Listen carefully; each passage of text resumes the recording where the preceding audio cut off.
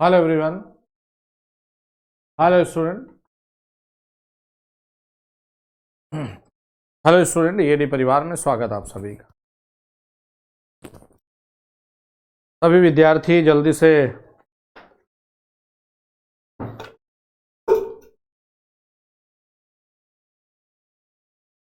सभी स्टूडेंट जल्दी से लाइव आ जाएं।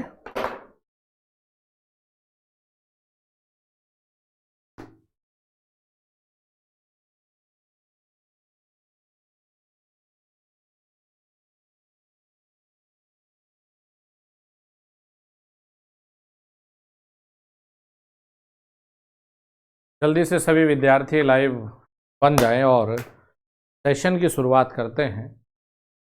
और सेशन की शुरुआत करने से पहले हम लोग नमन करते हैं ऐसे बहादुर व्यक्तित्व को, हमारे भारतवर्ष के first chief of defence staff CDS Vipin Rawat ji के चरणों में नमन और श्रद्धांजलि अर्पित करते हैं और प्रभु से यही प्रार्थना करते हैं कि अपने चरणों में स्थान दे और विद्यार्थियों, आपको आपकी पढ़ाई लिखाई से ऊपर उठकर एक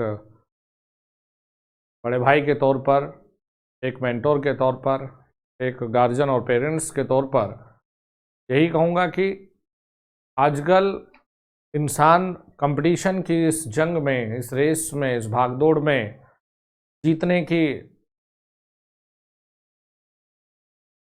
लिए और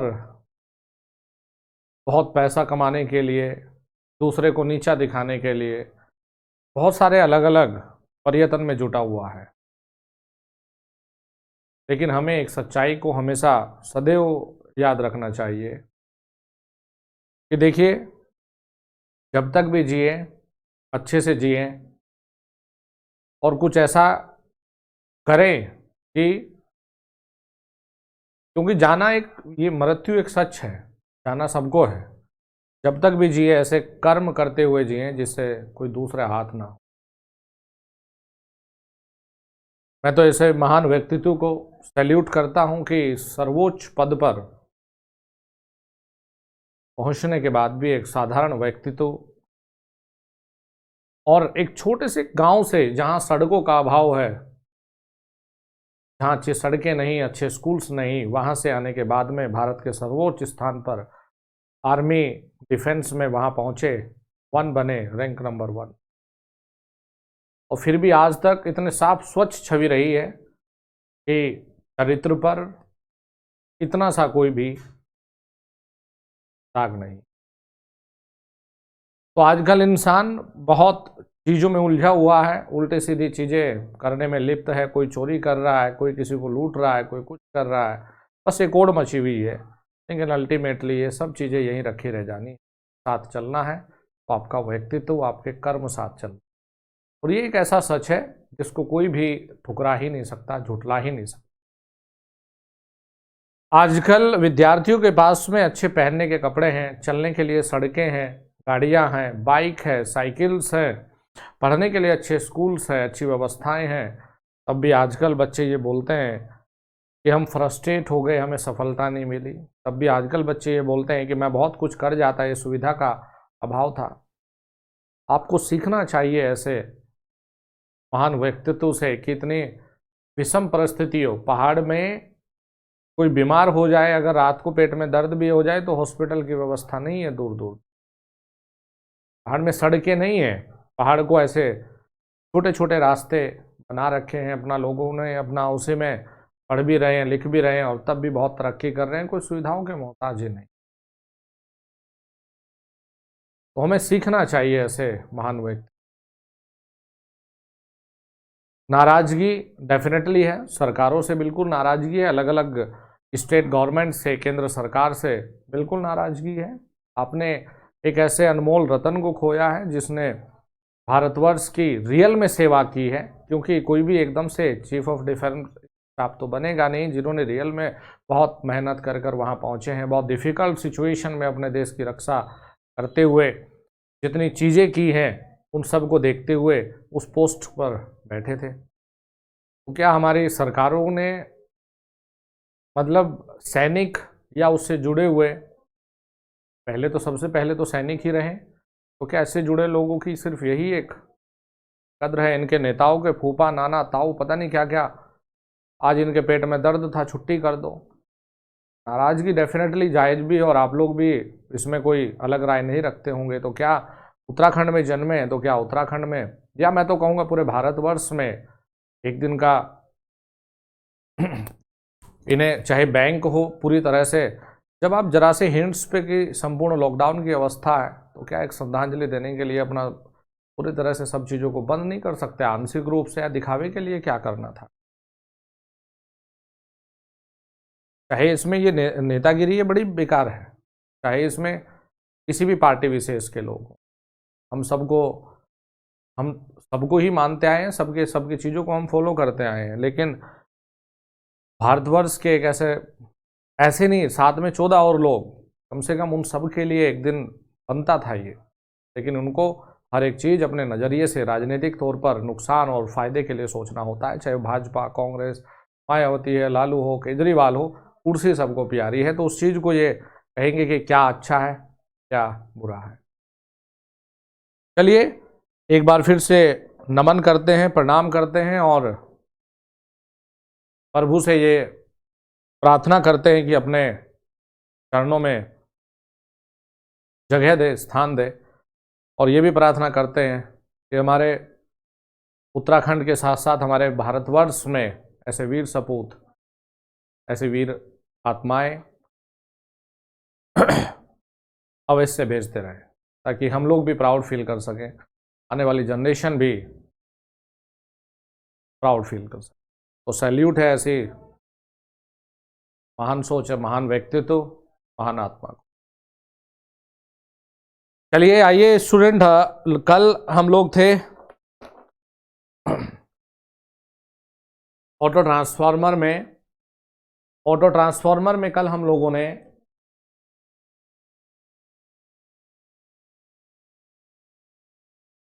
चलिए आइए तो चैट को अभी थोड़ा बंद करते हैं, पढ़ाई शुरू करते हैं विद्यार्थियों।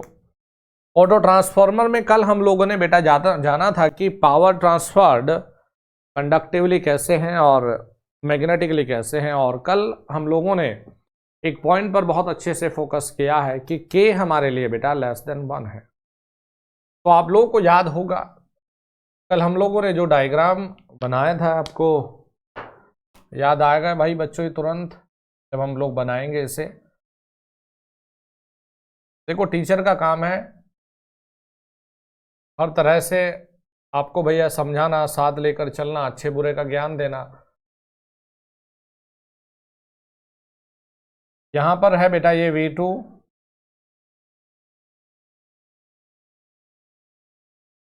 ये ZL है, यहां पर प्यारे बच्चों I2 था, ये पॉइंट A है, पॉइंट B है, पॉइंट C है। तो यहाँ करंट I1 था और ये हमने कल समझा था ये I2 माइनस I1 है।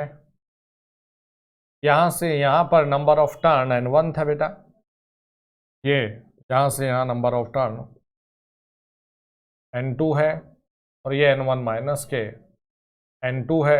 यहाँ से यहाँ जो वोल्टेज है वो V1 माइनस के V2।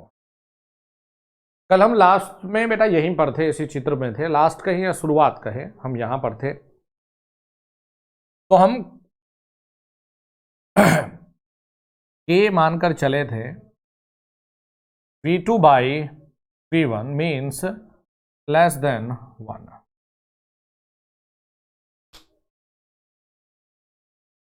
जी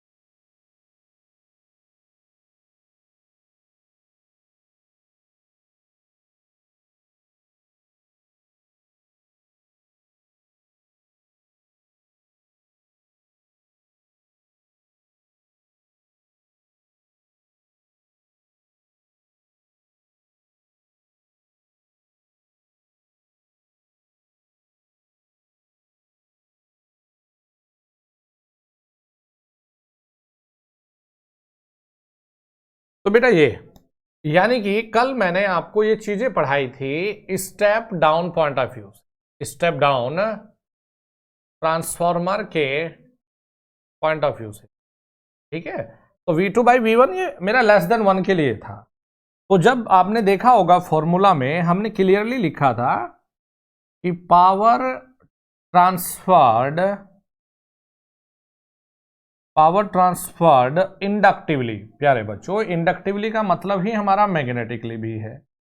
तो ये हमने कल देखा है 1 - k इंटू पावर इनपुट होगा या फिर आउटपुट होगा, डरने की जरूरत नहीं, मैंने कल दोनों ही मुद्दों पर बात की थी। ओके, फिर दूसरा पॉइंट ये है जो देखने की चीज था इसमें, कुछ बच्चों ने ये कहा मुझे, और देखो मैंने हमेशा ये प्रयास करता हूं कि आपको एक नए वे में चीजें दूं ताकि आपकी भी दिलचस्पी बनी रहे और आपके सोचने समझने की थोड़ा क्षमता भी बढ़ती रहे। जैसे अगर लास्ट टाइम की बात करते तो मैंने k ग्रेटर देन ये पढ़ा रखा था, मैंने ये पढ़ाया था, और उसमें मैंने फॉर्मूला, क्योंकि कुछ बच्चे ऐसे हैं ना जो पुराने में भी होंगे वो कंफ्यूज हो जाएंगे, तो उस दौरान ये फॉर्मूला सिर्फ ये था यार दोस्तों, और कुछ नहीं था। 1 - 1 के मीनिंग देख लो यार, भावनाओं में मत बह जाया करो, वही है। यहां अगर मैं 1 - k का मतलब रखता हूं तो V2/V1 ये है, और अगर मैं यहां k का ये मान रखने लगा इस वाले फॉर्मूला में तो -1/k V1/V2, देखो दोनों एक ही चीज होता है, तो इसमें कंफ्यूज होने की जरूरत नहीं है। किसी भी एक के लिए आपने पढ़ लिया तो या तो ग्रेटर देन के लिए या लेस देन, तो मैंने इसलिए पढ़ाया क्योंकि मैक्सिमम टाइम जब भी ये पेपर में आया, एसएससी वगैरह में भी आ गया, यूपीपीसीएल में भी आ गया, तो ये लेस देन 1 के लिए आया, तो मैंने सोचा इन्हें बच्चों को क्या ग्रेटर देन बताओ, लेस देन 1 पर चलो। फिर एक पॉइंट था बेटा हमारा पावर ट्रांसफर्ड, ये इंडक्टिवली का ही मतलब बेटा मैग्नेटिकली होता है, ओके जी। और ये आता है हमारा इलेक्ट्रिकली का मतलब ही आपका कंडक्टिवली होता है, जो आपने लिखा है normal k into power input या पावर आउटपुट। कल हमारी गाड़ी बेटा यहां तक थी,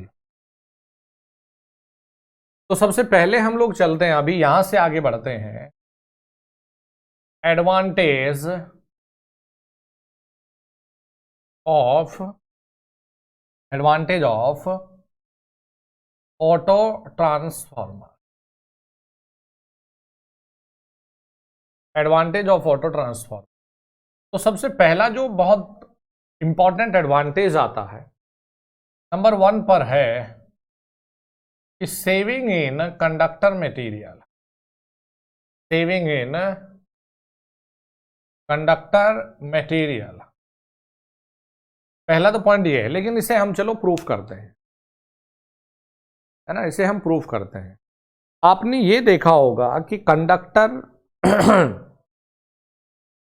का जो वेट है, या ये कहें कि जो मटेरियल है वो निर्भर करता है नंबर ऑफ टन्स के ऊपर, और दूसरा निर्भर करता है बेटा करंट के ऊपर।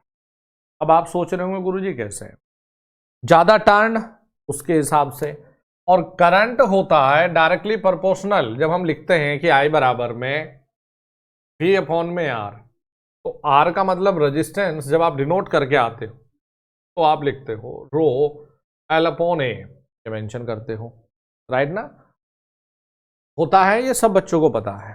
तो जब हम वेट की बात करते हैं, वजन की बात करते हैं, तो हमारे लिए दो चीजें बड़ी महत्वपूर्ण हैं, वो होती है बेटा टर्न, और दूसरा क्रॉस सेक्शन एरिया, या फिर कहें कि दूसरा होता है करंट। तो हमने ये कहा कि यदि हम auto transformer point of view से देखते हैं तो हमारे लिए दो चीजें हैं, एक तो यहां से ये वाला हिस्सा, और एक B से लेकर C तक का हिस्सा, दोनों को हम वेट के हिसाब से देखते हैं। तो मैंने यहां लिखा weight of section AB, the wait of winding AB, wait of winding AB बेटा समानुपाती हो गया N1 minus N2 into I1, फिर वेट ऑफ वाइंडिंग PC, ये समानुपाती हो गया I2 minus I1 into N2। बेटा ये वाला, तो हमने कहा total weight of winding material in auto transformer, in auto transformer. तो विद्यार्थियों समानुपाती आ गया N1 minus N2 I1 plus में I2 माइनस I1 और N2। तो समानुपाती देखिए, N1 I1 minus N2 I1 plus में I2 N2 माइनस के N2 और I1। ठीक है जी।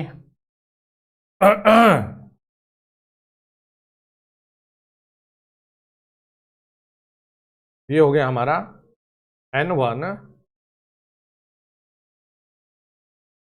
N2 I1। तो ये हमें मिला यहां N1 I1 plus N2 I2 minus के 2 N2 और I1, हमें ये मिल गया। यानी डायरेक्टली प्रोपोर्शनल टू, देखो पॉइंट समझिएगा, अगर हम लोग ये लिखने लगे कि जो हमने N1 I1 लिखा है और N2 I2, बेटा ये MMF को डिनोट करता था, और कल हम लोगों ने ये इक्वल मेंशन किया था, ये पॉइंट, ये हमने इक्वल मेंशन किया था।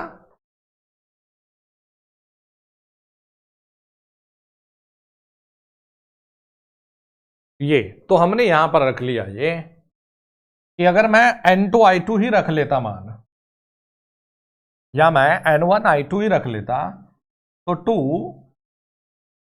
N1 I1 माइनस के 2 N2 I1 समानुपाती 2 बाहर आ जाता, N1 माइनस N2 और I1 मिल जाता मुझे यहां।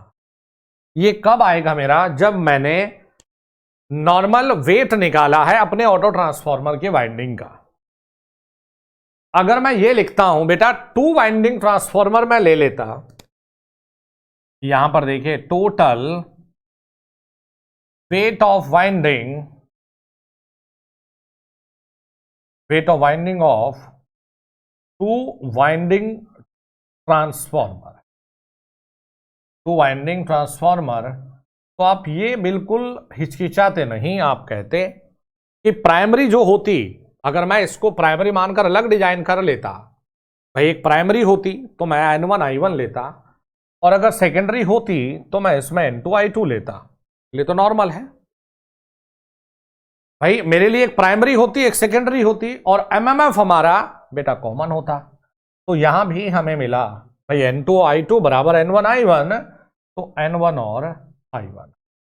ये इक्वेशन नंबर 1 है, इक्वेशन नंबर 2। अब हमने कहा equation number 1 divided by equation number 2। चलिए तो हम सिंपल लिख लेते हैं, weight of winding material in auto upon में weight of winding material in 2 winding. तो ये है बेटा 2, ये हमें मिला 2 N1 माइनस N2 I1 और 2 N1 और I1। बेटा 2 से 2, I1 से I1 कैंसिल, तो 1 माइनस के N2 बाई N1 हमें मिला। इसका मतलब है 1 माइनस के K। तो रेशियो हमें मिला प्यारे बच्चों 1 माइनस K। तो wait of winding material in auto transformer upon weight of winding material in 2 winding transformer, ये हमें रेशियो मिल जाता है 1 माइनस K। 130। बीच बीच में गायब कहाँ हो जाते हो फिर?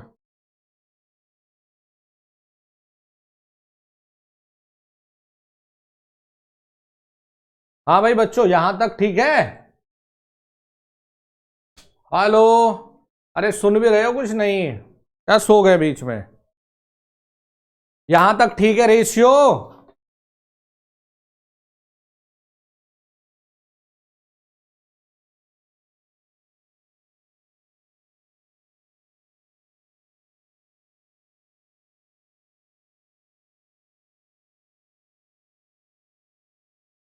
मुझे लगा माइक मुइक की आवाज तो नहीं बंद होगी भाई। ठीक है, अब हमें जैसे सेविंग लिखना था तो ये रेशियो हमें मिलता है, ये सेविंग नहीं मिला अभी, जैसे रेशियो मिला। हाँ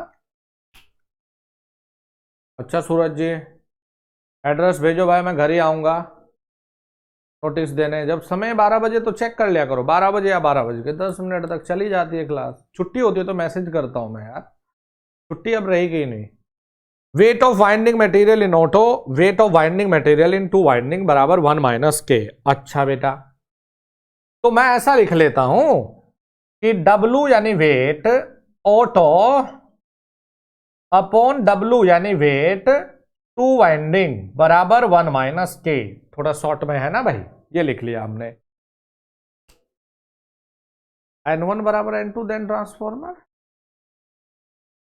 यहां N1 बराबर ये कैसे लिया? N1 I1 बराबर N2 I2। तो भाई ट्रांसफॉर्मर में एमएमएफ तो सेम है ना, तो N1 I1 N2 I2 बराबर N1 I1 रखा तो 2 N1 I1।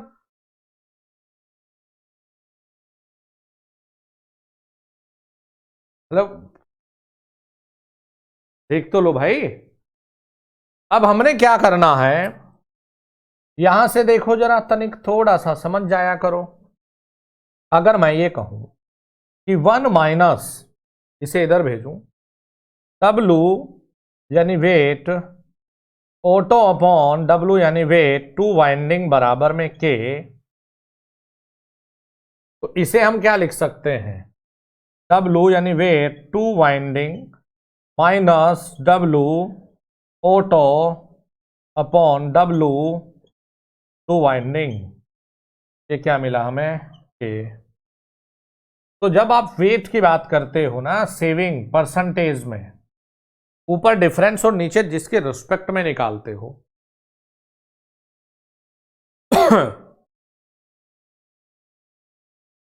भाई सत्येंद्र जी, हम तो देखो ऑटो ट्रांसफॉर्मर की बात चल रहे, तुम आइसोलेटिंग की बात कर रहे भाई।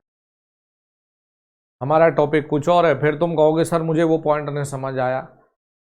बेटा देख लो ना, अभी चल जो रहा है आइसोलेटिंग में N1 बराबर N2, या ये कहें कि वोल्टेज लेवल समान है, बस वो सर्किट को दो को आइसोलेट करने का काम कर रहा है, बाकी वोल्टेज को स्टेप अप स्टेप डाउन नहीं करेगा। तो ये कहलाता है बेटा, ये टर्म है हमारा percentage saving in conductor material. तो आप क्या लिखते हो कि परसेंटेज हम निकालोगे K गुणा 100%, ये आपको देता है सेविंग। तो आप ये देखेंगे यहां से, ये अच्छा तब आएगा रिजल्ट जब K यूनिटी के पास में हो, है ना बेटा। इसमें बेस्ट रिजल्ट तभी देगा ना, बेस्ट रिजल्ट किसके टर्म्स में बात हो रही है? सेविंग के। बेस्ट रिजल्ट तब देगा जब हम ये कहें कि K अप्रोक्स यूनिटी हो या पास में हो यूनिटी के, तो बेस्ट रिजल्ट देगा। ऑटो ट्रांसफार्मर को इसीलिए हम तब पसंद करते हैं यूज करना जब लगभग ये यूनिटी के पास में बनता। यूनिटी से जितना दूर जाएगा उतना ही बेकार है। अच्छा जरा सोचकर देखिए प्यारे बच्चों, K बराबर 1 का मतलब क्या है? K बराबर जो आपने लिया है, K बराबर 1 का मतलब क्या है? K बराबर 1 का मतलब देखो 100% बचत। K बराबर 1 का मतलब प्रैक्टिकली क्या समझते हो? जो पॉइंट समझाना चाह रहा हूं उसे तो पकड़ लो जरा।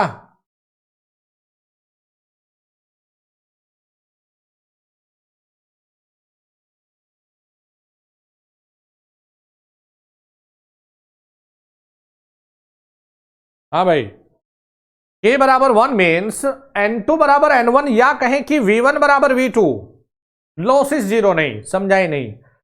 K बराबर 1 means there is a no winding material required. Point पकड़िए ना, K बराबर 1 मीन्स 100% वाइंडिंग में बचत। आप अलग ही बज रहे भाई, कोई लॉसेस, कोई ये कोई ये, कोई सेम टर्न कह रहा है। भाई यहां देख लो ना, इस पॉइंट से क्या समझ में आया। मैं तो K का मतलब, मैं यहां बात कर रहा हूं, K बराबर 1 रख के बताओ।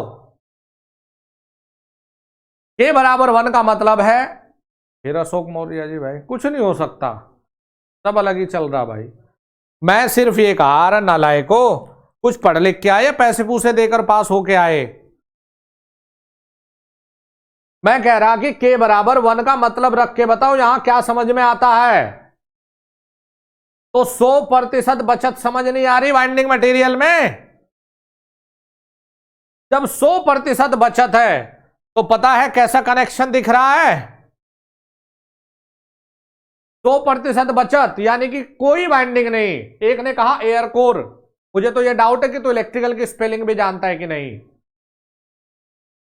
मैं कह रहा कि कोर का तो कोई मतलब ही नहीं, इसका मतलब हुआ तार दिए ये, और इधर दो चार तार जोड़कर आउटपुट ले लिया।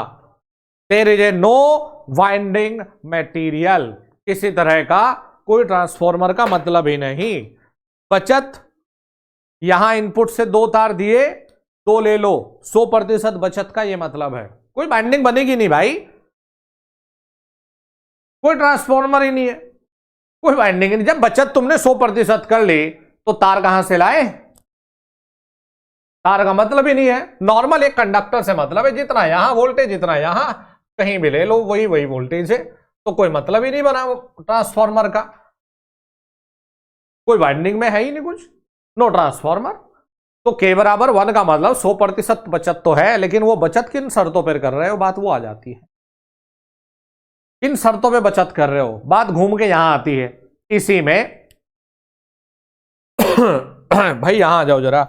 इसी में कई बार ये भी पढ़ाया भाई मैंने, ऐसा नहीं है कि कुछ गलत हो गया हो। परसेंटेज सेविंग बराबर 1/K/100, लेकिन ये सूत्र तब आता है जब K का मान ग्रेटर देन 1 आता हो।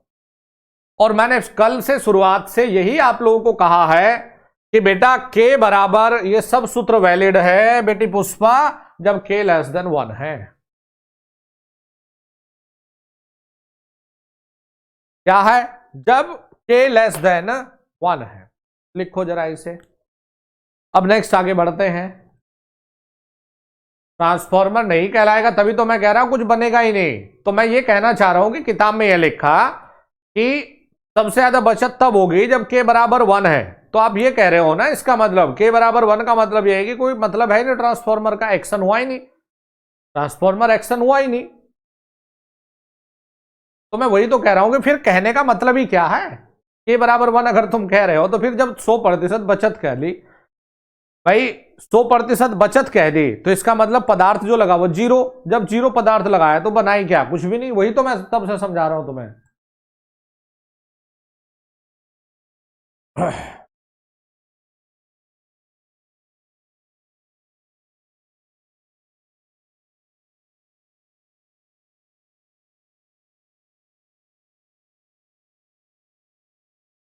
सत्येंद्र जी, हमने कभी भी नहीं पढ़ाया कि परसेंटेज बचत K/K-1, हमने तो नहीं पढ़ाया।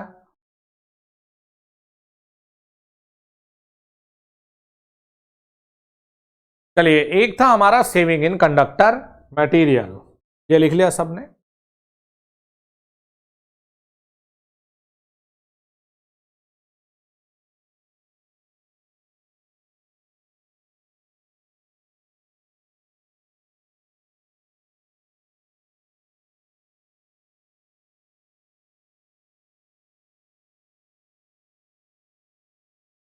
चलिए नेक्स्ट, इसको रफ करना पड़ेगा ना फिर।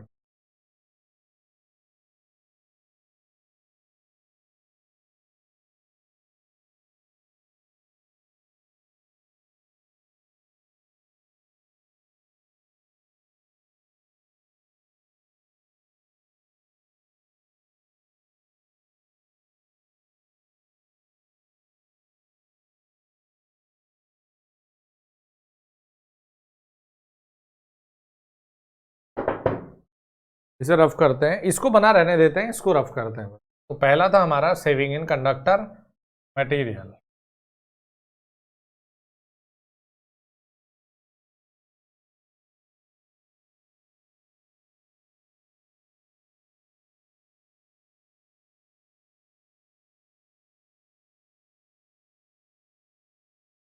नेक्स्ट लेते हैं ऑटो ट्रांसफॉर्मर में, जब हम लोग ये कहते हैं व्हेन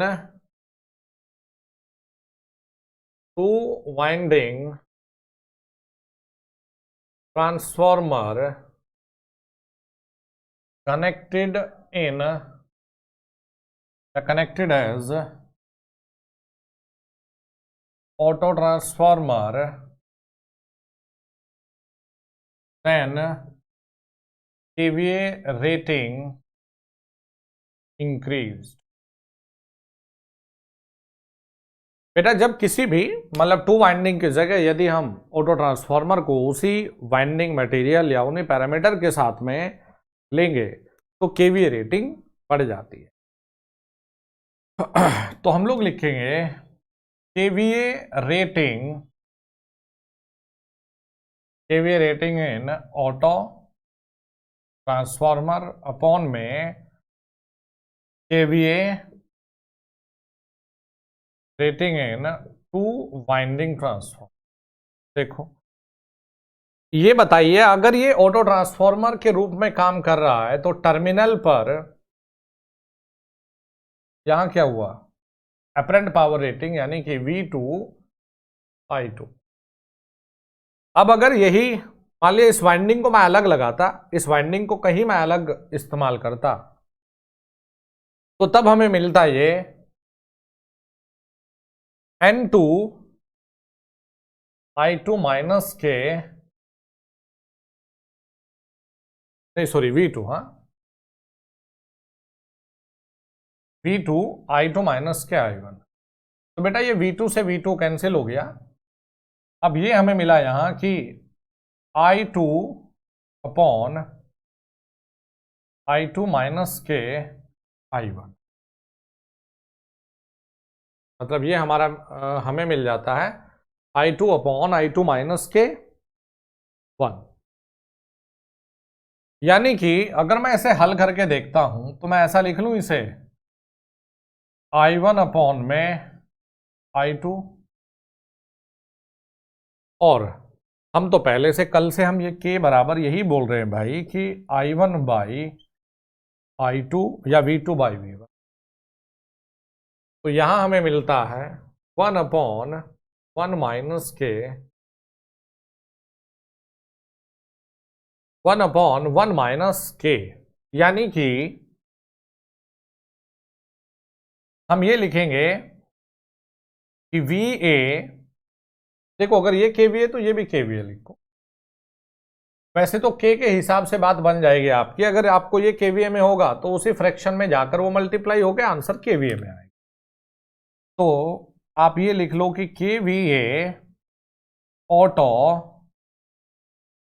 अपॉन में KVA टू वाइंडिंग बराबर में 1 अपॉन 1 माइनस के।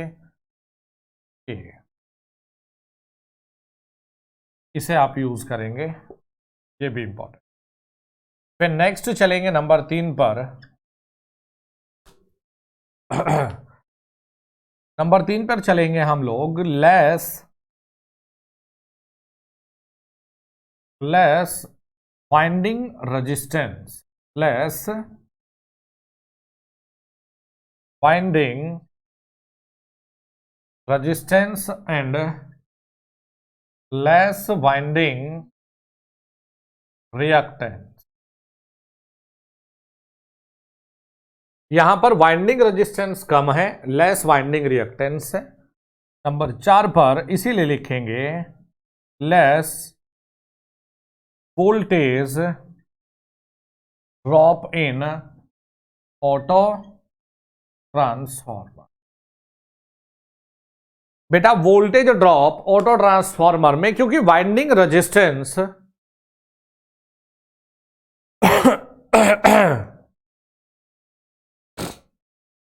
जो वोल्टेज ड्रॉप है ऑटो ट्रांसफॉर्मर में वो कम हो जाएगी। यहां क्या है, less winding resistance and lights winding reactance. तो नेक्स्ट आएगा less voltage drop in auto transformer. Yes, आपने दो के बजाय एक वाइंडिंग इस्तेमाल कर रहे हो या टू वाइंडिंग की जगह आपने ऑटो ट्रांसफॉर्मर रिप्लेस किया है तो भैया कम हो जाएगा। तो ये याद रखिए, इसमें एक छोटा सा फॉर्मूला जरूर दूंगा मैं कि इम्पीडेंस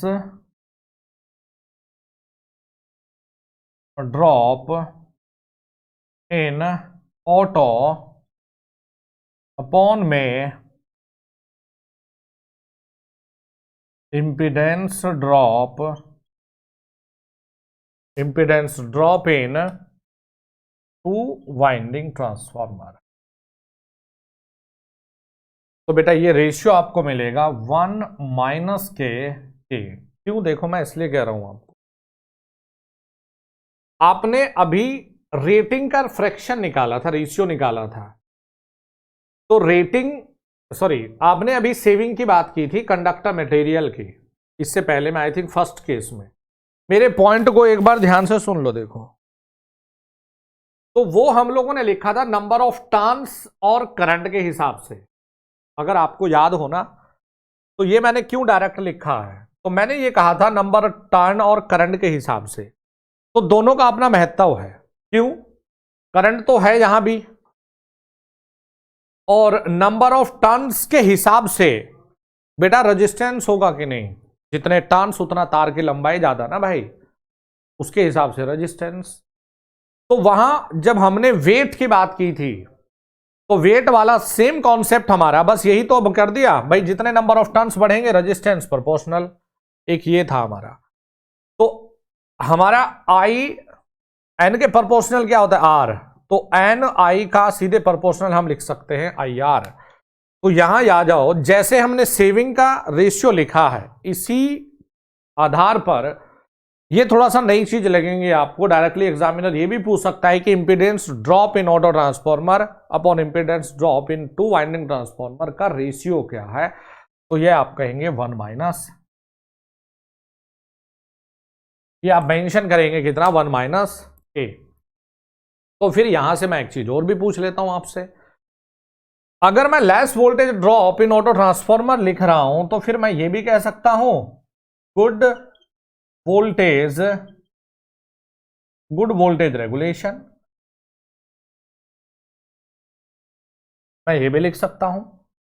तो जब मैं वोल्टेज ड्रॉप को लिख सकता हूं तो मैं वोल्टेज रेगुलेशन भी मेंशन कर सकता हूं। मैं यहां ये भी लिख सकता था कि वोल्टेज ड्रॉप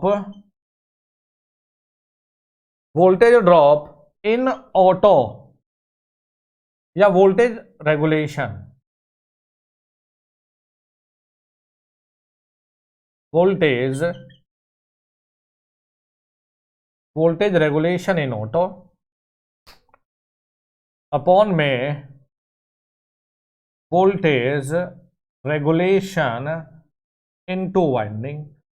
तो मेरे हिसाब से इतना आप लोग भी समझने लगे कि वोल्टेज रेगुलेशन का तात्पर्य ट्रांसफॉर्मर में सिंगल फेज में भी हम लोग पढ़ के आते हैं वोल्टेज वेरिएशन से। तो वोल्टेज ड्रॉप का जो रेशियो है वही सेम फॉलो होगा 1 - k।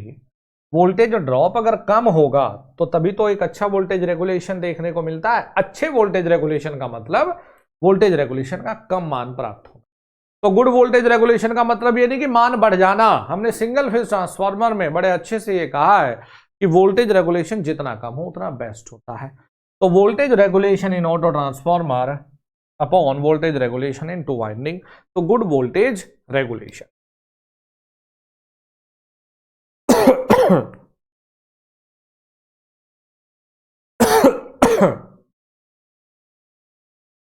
अच्छा जी, नेक्स्ट लिखेंगे छठे नंबर पर लो लॉसेस।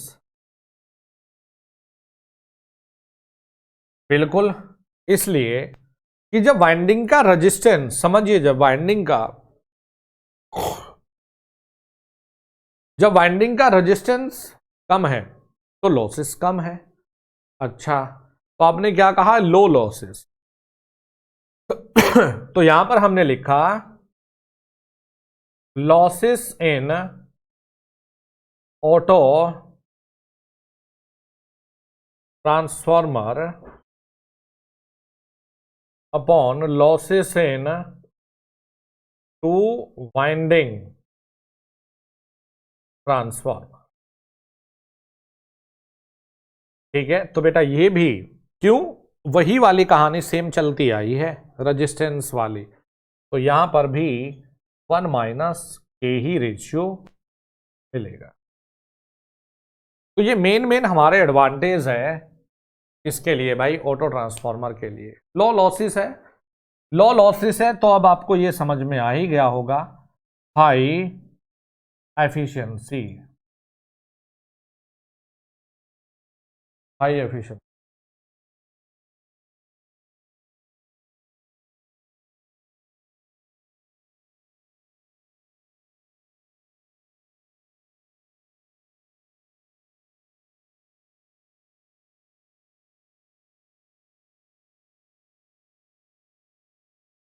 ठीक है जी, बनाया? कुछ नए नए सूत्र देखे तुमने? एक मिनट रुको, कहाँ इसका इंक है? तो इंक से, हाँ नहीं नहीं कर लिया था मैंने, इंक वाला है।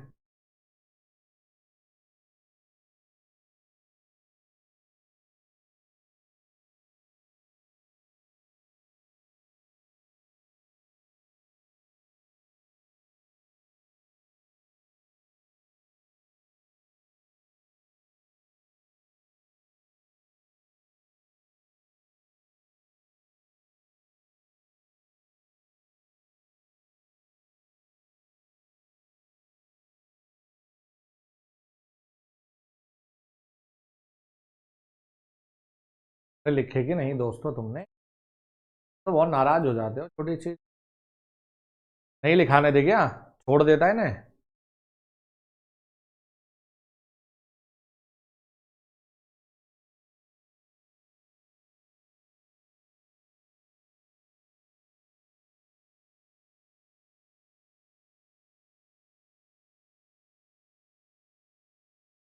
चले आगे।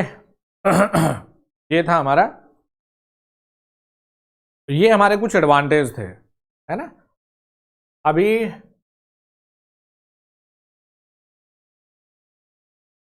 कुछ डिसएडवांटेज भी होते हैं।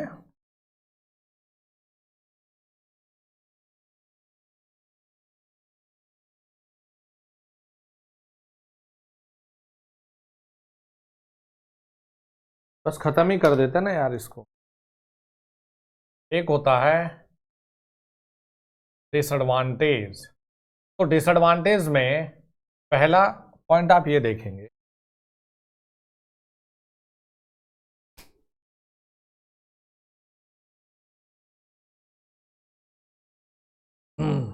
देखो मैं ये बोलता हूं तुम लोगों की मेन प्रॉब्लम ये है, एक तुम नाराज होते हो तो हो जाओ, लेकिन तुम्हारी एक समस्या बताऊं, ये समस्या है कि तुम ना सामने वाले को पागल समझ के चलते हो, या तुम अपने आप को बहुत अति होशियार समझ के चल रहे हो। और वो आदमी हमेशा गलती करता है जीवन में ना, हमेशा धोखा खाता है, जो अपने आप को ज्यादा होशियार दूसरे को पागल समझ। मैं तुम्हें मतलब, चाहे तुम इसे डांट समझो या सलाह समझो, मैं इसलिए इसलिए बोल रहा हूं कि मैं ये कब कहा कि अभी भाई एप्लीकेशन खत्म होगी, इसे बताओ। तो जब मास्टर जी एप्लीकेशन पर आएंगे तभी तो लिखाऊंगा मैं। तो ये जो तुम्हारी छिछोरी हरकत है ना, इनको बंद कर दो कि सर एप्लीकेशन कहाँ यूज कहाँ होता है। मैं कौन सा तुम्हें ये कह दिया कि ये खत्म हो गया, बताओ। तो कम से कम सामने वाले को कुछ, सामने वाले की कदर कर लिया करो कि यार जब अभी खत्म नहीं हुआ तो इसका मतलब आ ही रहा होगा ना। तो उतने एडवांस मत बना करो कि बीच में कुछ भी घुसाओ। जैसे शॉर्ट सर्किट रेटिंग है, तो मैंने तो अभी जिक्र नहीं किया शॉर्ट सर्किट रेटिंग का। अगर डिसएडवांटेज में नहीं कुछ आएगा, एप्लीकेशन नहीं आएगी, तो तब बोलो।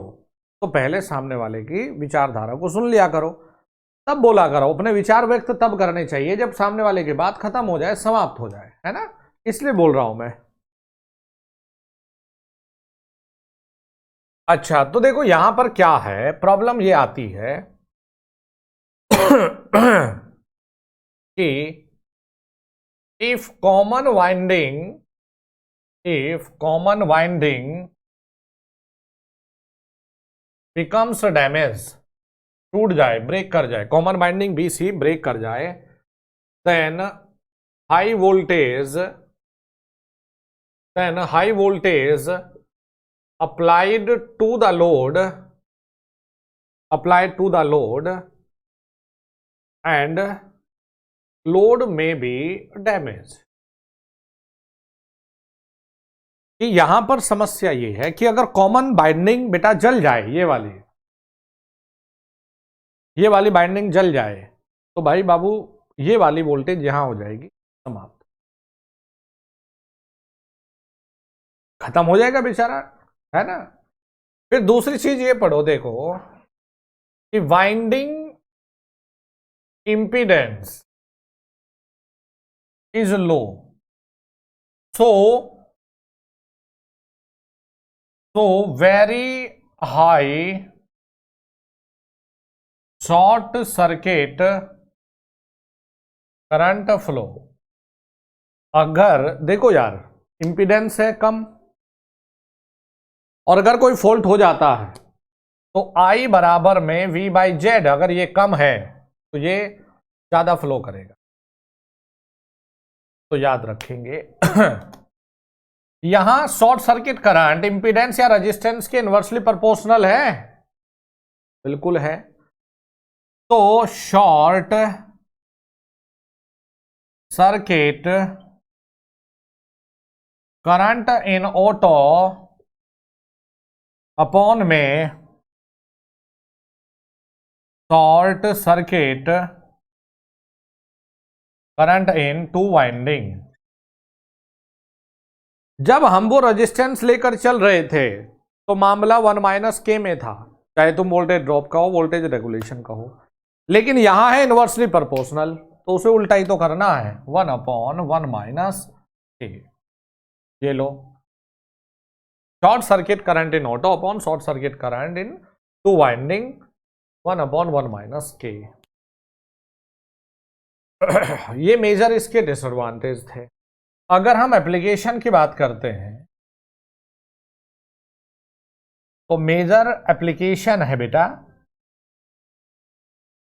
वेयर वेरिएबल वोल्टेज रिक्वायर्ड, जहां वेरिएबल वोल्टेज की हमें जरूरत है।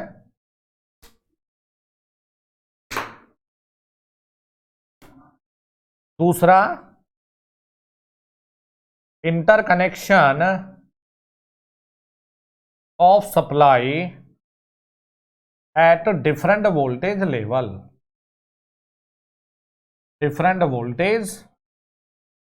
दो अलग अलग डिफरेंट वोल्टेज लेवल को इंटरकनेक्ट करने का। और एक तो तुमने पढ़ा ही होगा फिर इंडक्शन मोटर, इसे भी नहीं छोड़ो क्योंकि वहां भी बड़ा अच्छा एडवांटेज है, starting of 3 phase induction motor. ये जी, अब लिख लो, क्या तकलीफ है बताओ।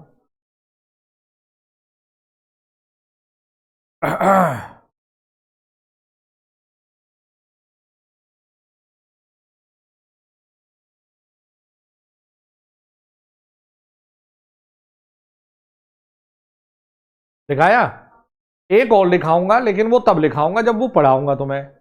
कब? इसे तुम कई बार वोल्टेज बूस्टर के रूप में भी इस्तेमाल करोगे ट्रांसमिशन लाइंस में।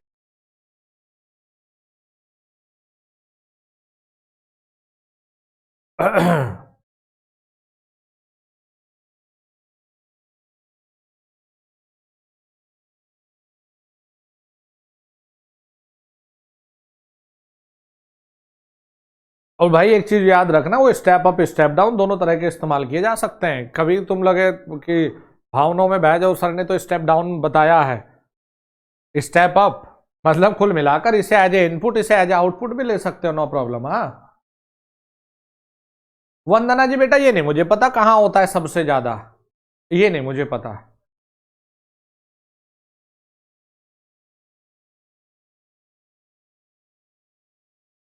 डेली बेसिस बोले तो बाबू क्या डेली बेसिस मतलब, पॉइंट क्लियर नहीं हुआ, आप पूछना क्या चाह रहे हो? मुझे नहीं पता सबसे ज़्यादा, क्योंकि ये एप्लीकेशन है, हर जगह यूज़ करते हो, जहाँ वेरिएबल वोल्टेज की ज़रूरत है, जहाँ सप्लाई इंटरकनेक्ट करानी हो या स्टार्टिंग होती हो। रेलवे में तो यार स्कॉट कनेक्शन बहुत फेमस है, बाकी तो तुम कुछ भी अपना बोलते रहो, उससे क्या फर्क पड़ता है।